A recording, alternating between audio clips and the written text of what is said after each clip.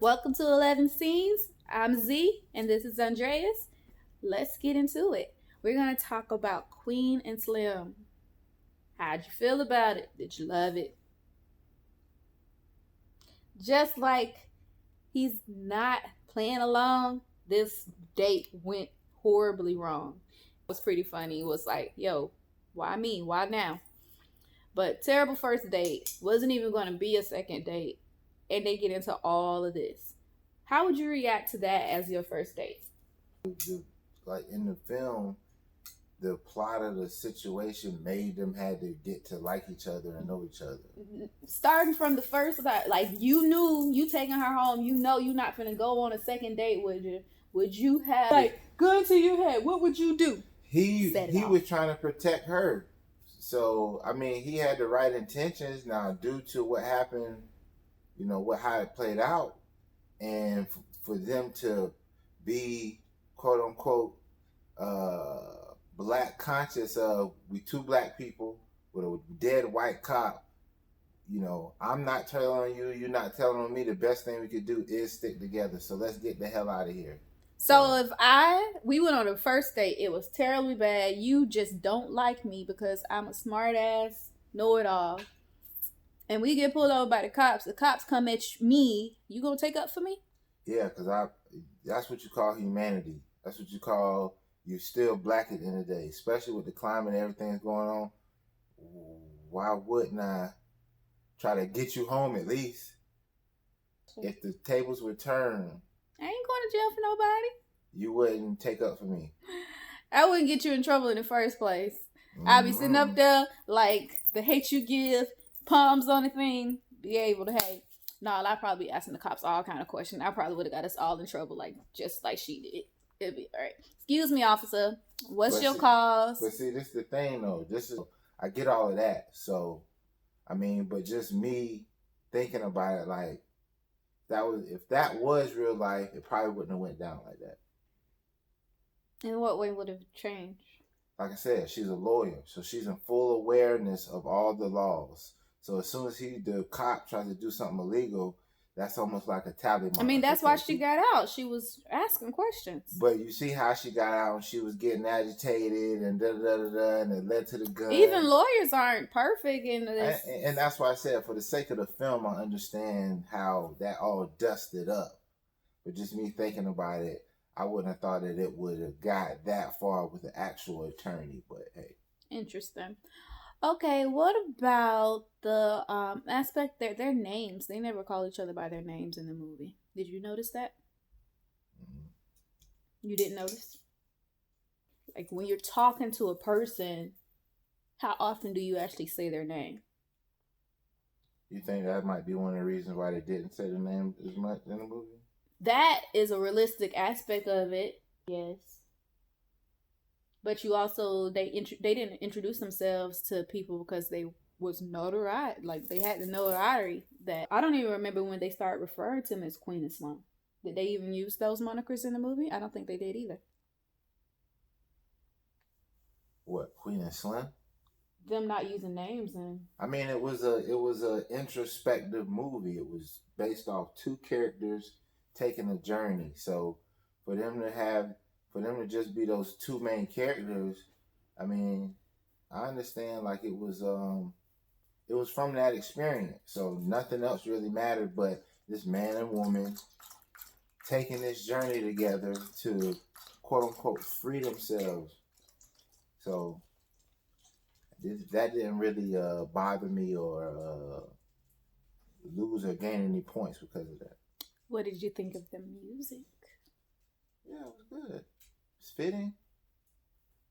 That's all. It's kind of what you'd expect nowadays because they were saying, I was watching an interview and, I was a 90s kid. I remember when black movies had soundtracks and that movie had a soundtrack to it. It was a certain tone from the music, certain sonic feeling that you get from it. So, yeah. Awesome. Actually, I was listening to the soundtrack probably about a week and a half or two before the movie came out. Thank you, Leela. So by soundtrack and by cinematography was a tour of America. So they cut through New Orleans. You're going to hear some New Orleans bounce. they cut through Alabama, and you hear some old juke joint blues, and it continues on through, and you get to see the New Orleans demeanor, the swamp. Spoiler alert! If you're already watching, then you know this is the spoiler alert. If you ain't watched it by now, you need to go to the movie theater and watch it. We 9 minutes in. If you still watching, spoiler alert. But yeah, that was a good scene. Because I was really annoyed about them jumping out the window. Like, I felt like that was stupid. They could have came out the back door. Or did something. Or come downstairs. Like, what was the purpose of jumping out the window? And you still know they screamed. It wasn't like the building was on fire. You could have found another way out. How to get out of there? They didn't hear anybody in the house. They could have stayed there until somebody came for them, or found another way out. At no point risking yourself walking through the house. Risking yourself jumping out the window was a little bit more risky. Would you rather be taken to jail, or jump out a second-story window? Jumping out a window and risking getting hurt and not being able to run. Would you rather be taken to jail or jump out of a second-story window? How am I know I'm going to get taken to jail? I'm going to get taken to jail because I'm going to jump out a window, break a neck, a leg, or arm. The cops are waiting outside for them. They didn't see any cops. They had that whole block section off. They didn't see any cops. They didn't even look. They looked out one section and was like, we got to jump out this window.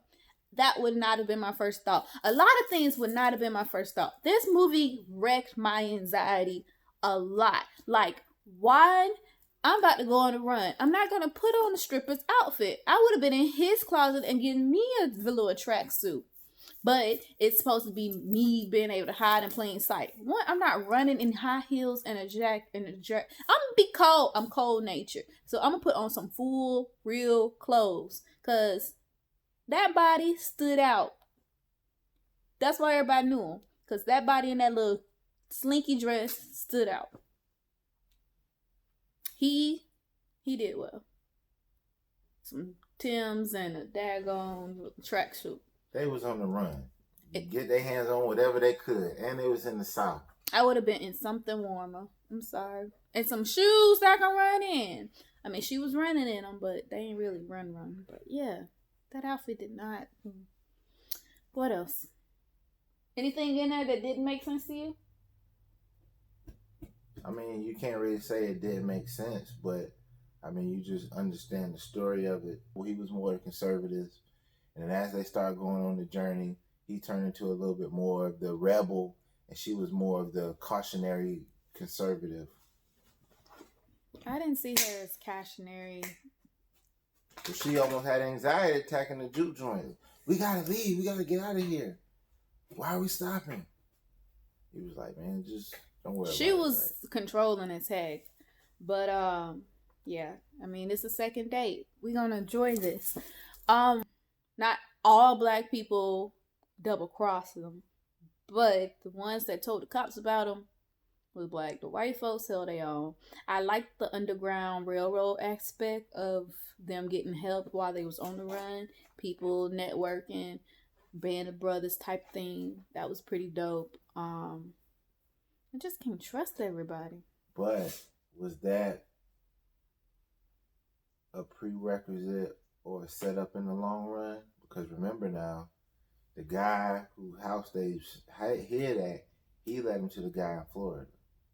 But they was all connected from her uncle. So that's what I'm saying. Her uncle wasn't at the end counting no daggone bounty. As far as what you've seen. So you think like the wife made the call instead of the husband? I don't think so. I think he took all that shit for himself because he was a selfish SOB. I mean, the way he approached them to scare them with a gun, he could have died just then if they was real killers. But they weren't killers, so he goes up and walk them up. Like, nobody, if you meeting somebody that's on the run, why you approach them with a gun? How am I supposed to trust you? You come at me at gunpoint. No, I don't think that was the right guy. Especially in the underworld. I ain't like that. He should get shot. That should be the second one. The daddy. When they got the car fixed, they met a guy and his son.